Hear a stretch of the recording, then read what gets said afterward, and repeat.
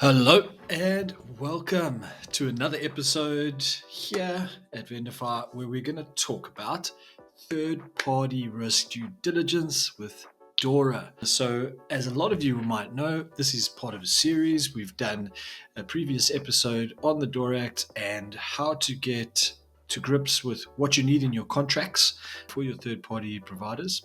And so today we're going to be having a look at the due diligence requirements in the DORA Act. And so the Digital Operations Resilience Act, DORA, came into force on the 16th of January 2023, and it will be fully enforced and apply from the 17th of January 2025. So that's just a few months away. And if you're watching it in the future, it is now. So, what DORA aims to achieve is DORA specifies numerous requirements to help organizations build and maintain digital operation resilience.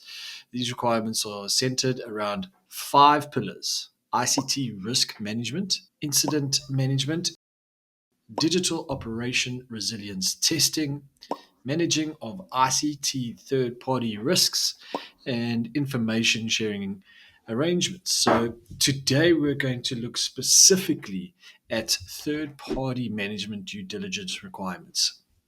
And so you'll see up over here, like I said before, we've already gone through the contractual ones. Check out that video. The description will be below. But this is what we're going to really focus on today, the due diligence in Article 6 here. And this is all about the ICT third party selection. And so it goes into quite a lot of detail, specifically about how you select your ICT third party providers and what is expected of you during that selection. So, to break it down into plain English, again, I'm not a lawyer, and you obviously want to run this through your team and your compliance officers. But to break it down into plain English, the selection process, essentially, the financial entity must have a policy that ensures a fair and suitable method for selecting the ICT service providers and the assessment criteria before making a contract. So before you say, yep, we've got a deal, you've actually got to make sure that the ICT provider has the necessary skills, a great reputation, the resources, and comply with your security standards before you even start putting pen to paper on a contract. So that's number one. Number two, find out if they use any subcontractors for critical functions, because that's going to lead into a number of other areas. And if they do, you're going to have to find out what their compliance is, etc., etc., etc. So you need to say, hey, do you use subcontractors? Yes or no? If yes, let's move on to some more questions.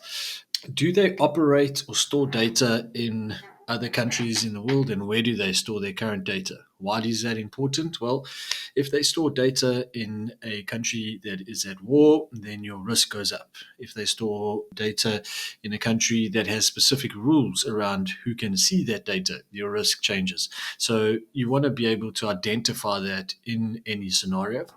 The other thing what you want to do is you need to have an agreement from that third party to provide audits. So either you can provide an audit or you can select a third party to do audits on them, and they need to agree to that. So agrees to allow audits by a financial entity or authorities.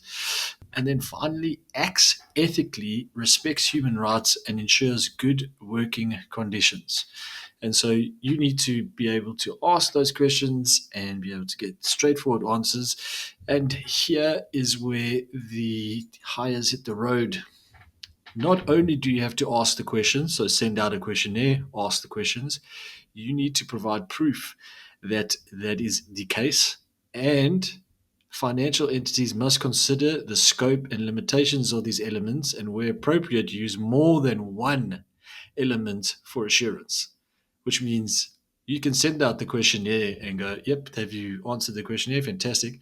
Now provide evidence to the fact that you've done that. And if possible, we need to then do a due diligence check on you to get that information back. So provide as much evidence as possible from multiple parties to ensure that due diligence when onboarding your third parties.